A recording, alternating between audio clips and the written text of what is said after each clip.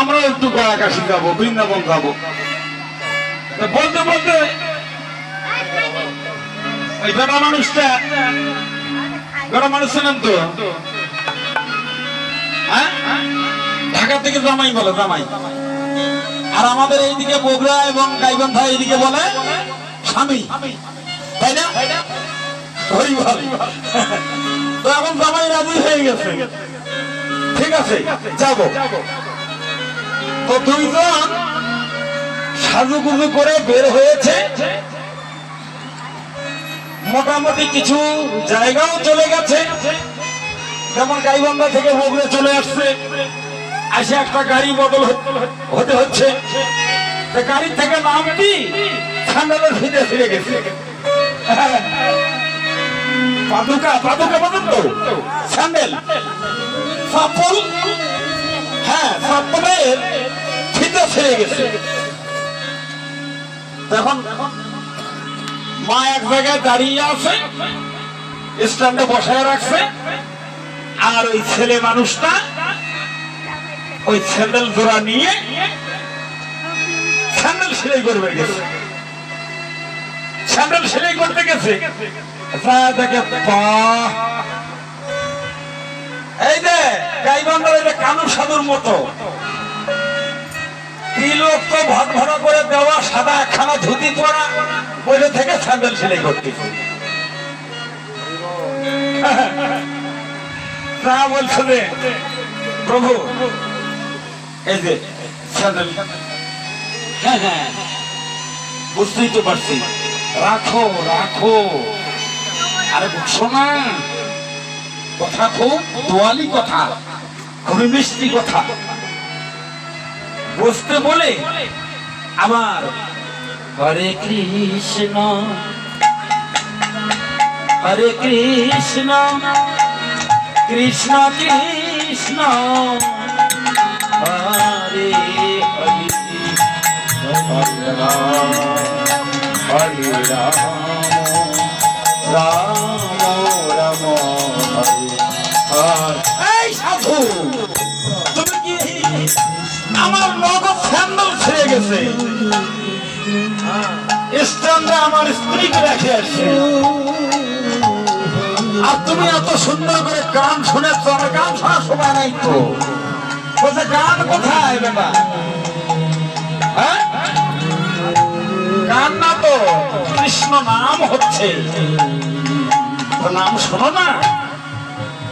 বলছে না, নাম শোনার সময় নেই, আমাকে তাড়াতাড়ি করে আমার চাপল ঠিক করে দাও।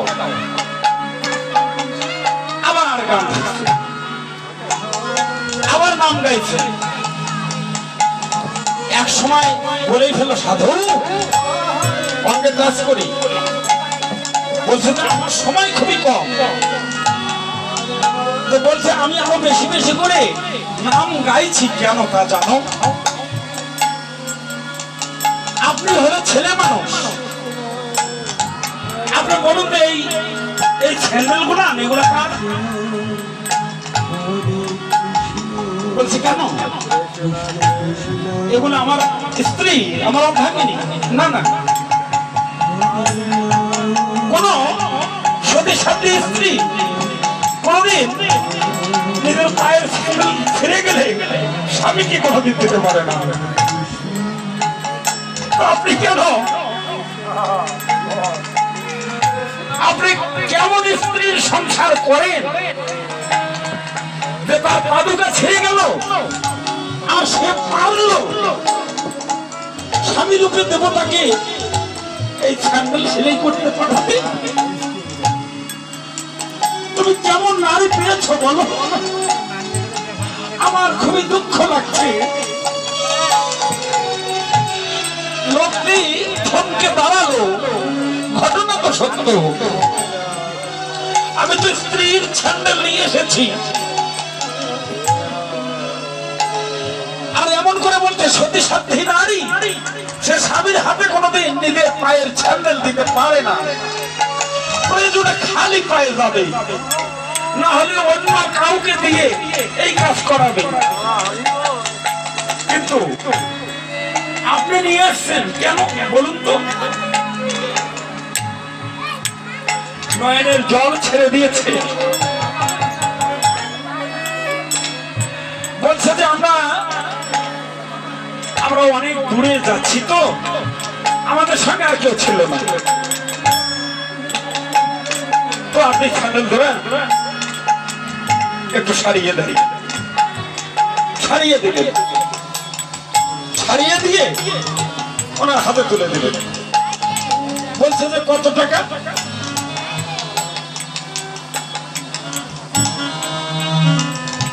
বলছে যে আপনি যাবেন কোথায়? মানে প্রশ্নের কিন্তু অ্যান্সার আসছে না।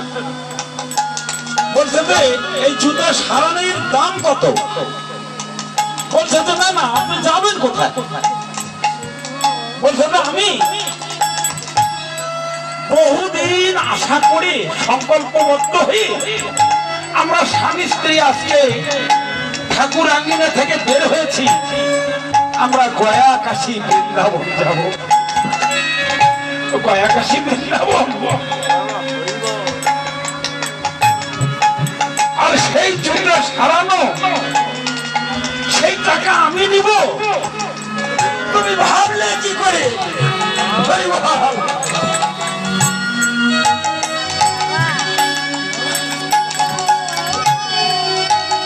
ওই জুতা সারানো টাকা নেওয়ার মতো মানুষ তো আমি নই। কে সেই জুতা সারানো লোকটি? আমি কিন্তু এখনো নাম বলি নাই।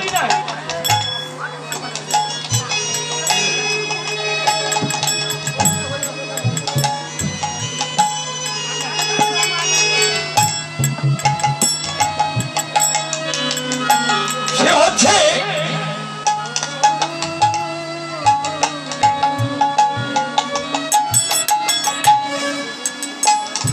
ভক্ত রহিদাস।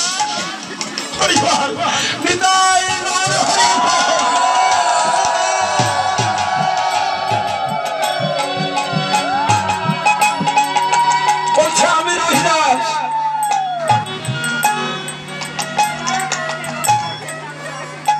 একজন গয়া যাবে, কাশী যাবে, বৃন্দাবন যাবে, তার পাদুকা সারানোর টাকা নিবার মতো মানুষ আমি নই। আমি কেবল এই জুতা সারিয়েই দিব, আমি পয়সা নেব না।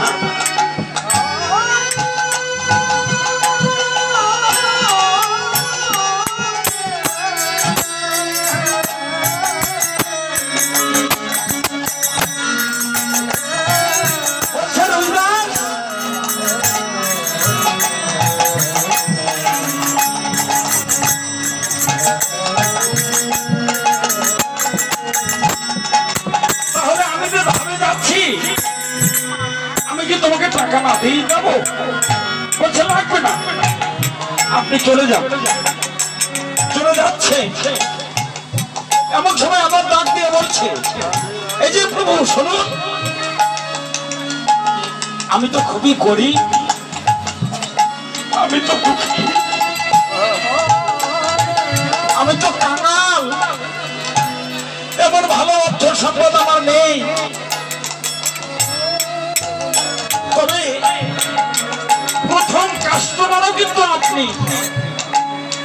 আমার এই ক্যাশে মাত্র 1টি টাকা আছে, এই 1টি টাকা আমি আপনাকে দিচ্ছি। আপনি যখন কাশী ধামে যখন স্নান করবেন, আপনি তো তিল তুলসী গঙ্গা জল দিয়ে হয়তো 2-4 টাকা করি দিয়ে আপনি তো স্নান করবেন। ওই আপনার ওই অর্থের সঙ্গে আমার এই 1টি টাকা আপনি ওই কাশী ধামের গঙ্গায়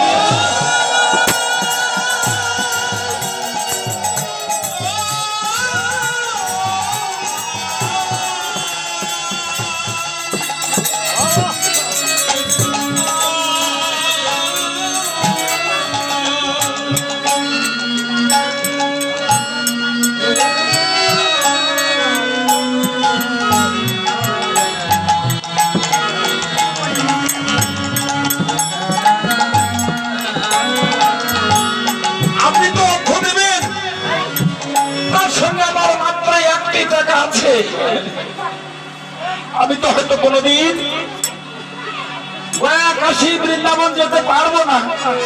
আমার এই একটি টাকা আপনি ওই কাশী ধামে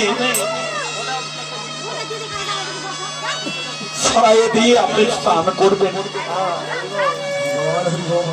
আমি যদি কোনোদিন না যেতে পারি তো আমার এই একটি টাকা আপনি নিয়ে যাবেন। টাকাটা নিয়ে চিন্তা করছি এ আমার কেমন ভক্ত, কেমন মানুষ। আমার বলছে প্রভু, আমার গুরুদেবের কিছু নির্দেশ আছে। যদি কেহ নবদ্বীপ, বৃন্দাবন, গয়া, কাশী, পুরীতে যদি কেহ যায়, তাদের যদি পাদুকা না থাকে তাদেরকে আমি আমার নতুন পাদুকা বানিয়ে তাদেরকে আমি দিয়ে দিই। বলুন তো আর কারো কি লাগবে? যদি লাগে আমি দিয়ে দেব। আজকে বলছে আর লাগবে না, বিদায় নিয়ে চলে গেলে। এবার দূর থেকে লক্ষ্য করছে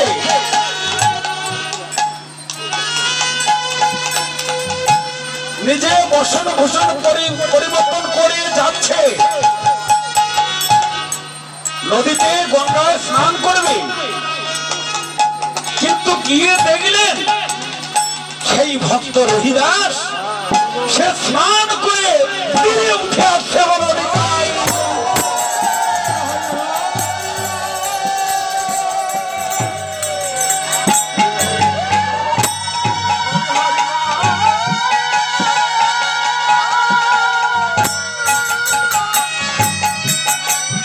বলছে তুমি সেই ওই যে জুতা ঠিক করে দিলে, তুমি সেই দিনে সেই রহিদাস না?